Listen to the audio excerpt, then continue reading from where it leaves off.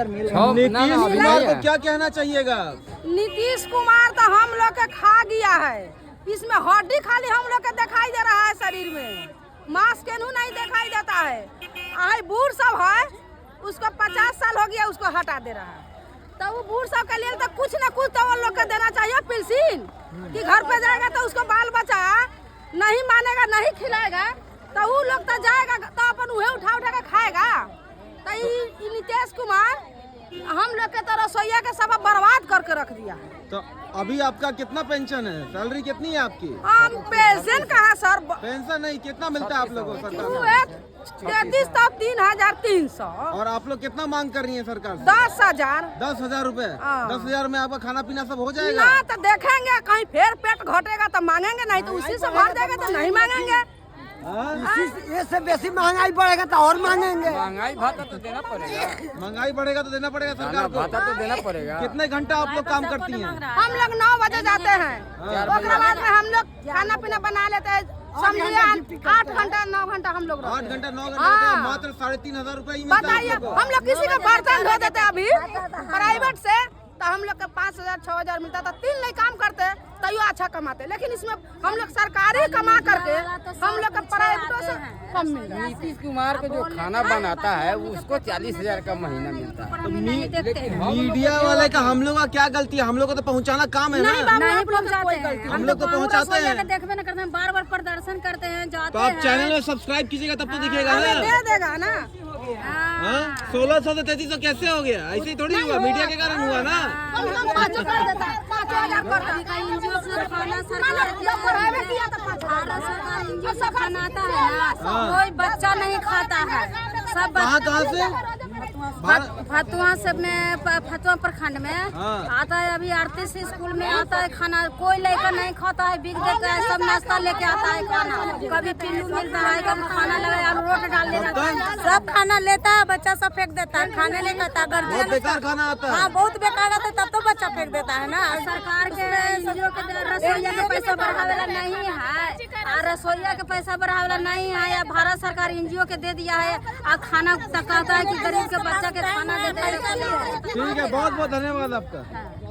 क्या जी, आप बहुत गुस्सा में कहना चाह रही है सरकार को, बताइए। सरकार से पैसा मांगेंगे, इसको ऊपर से पेट भरता है, नहीं भरता है। नहीं भरता है, कुछ भी नहीं, तो पढ़ाई लिखाई कहाँ से करेंगे? अरे इसको तो ऊपर कीजिए। अच्छा, जाते हैं 8 बजे से आते 4 बजे। 8 बजे जाती है, 4 बजे आती है, तब जाकर 3300 रुपया मिलता है। 3300 रुपया देती है। वही मास्टर धमकी देते हैं। कौन मास्टर? हाँ, क्या कहते हैं? कभी का हटा देंगे तो ऐसे करेंगे, उससे करेंगे। मास्टर साहब ऐसे कहते हैं? हाँ, कहते हैं। वही आप लोग को रखवाए थे? वही ऐसे कहती है, धमकी देते हैं? धमकी देते हैं। तब आप सोचिए, 3300 कट नहीं भरेगा।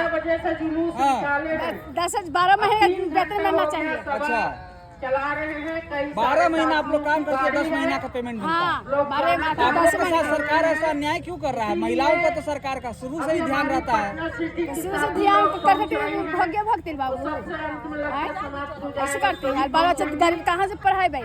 बाल बच्चा के आपको परमानेंट करे, नियमित कर दे।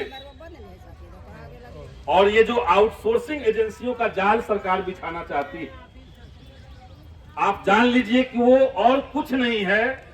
आउटसोर्सिंग एजेंसियों का जो मकरजाल है बिहार के अंदर, वो सीधे सीधे भ्रष्टाचार है, लूट है पैसे का।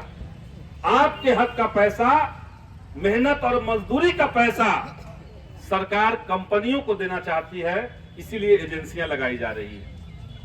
अभी बिहार विधानसभा के अंदर हम लोगों ने हंगामा किया इस बात को लेकर के कि जब पहले से रसोईया काम कर रही थी, उनको वेतन बढ़ाने का मांग हम लोग कर रहे थे, उनको नियमित करने की मांग कर रहे थे, तो ये सरकार आउटसोर्सिंग एजेंसियों को किस हिसाब से लगा रही है?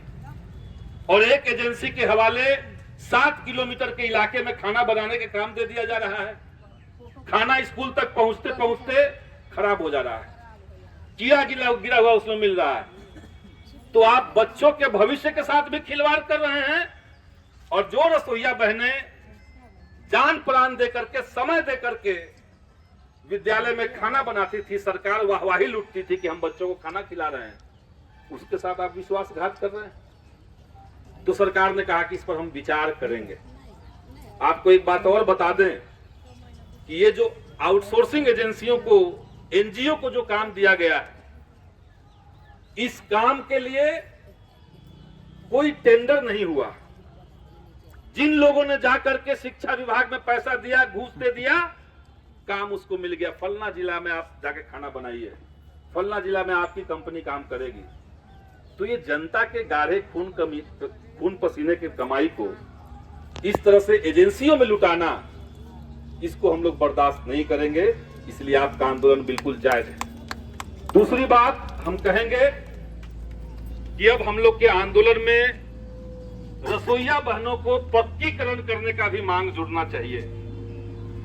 देश के सर्वोच्च न्यायालय ने कहा है कि नियमित कामकाज का जो जगह है, उन जगहों के लिए आप टेम्पोररी बनेगा।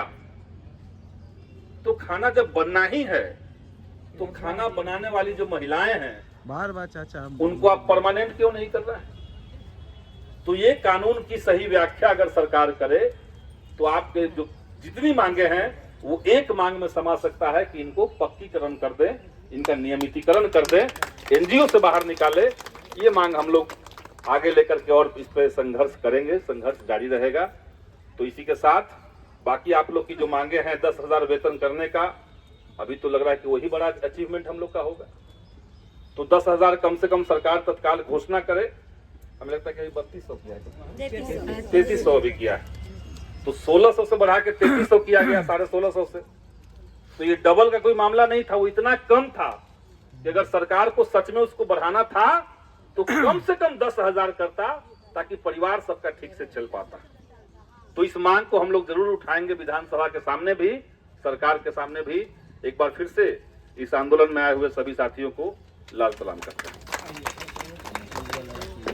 एक कॉमरेड एक सूचना और आपको दे दें कि बहुत ही तेजी से 2,48,000 थी।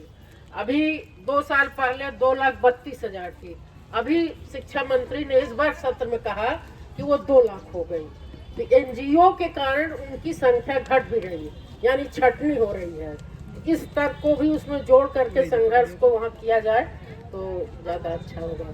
तो बहुत बहुत धन्यवाद कॉमरेड संदीप सौरभ जी को कि जो सत्र से अपना समय निकाल करके आए। और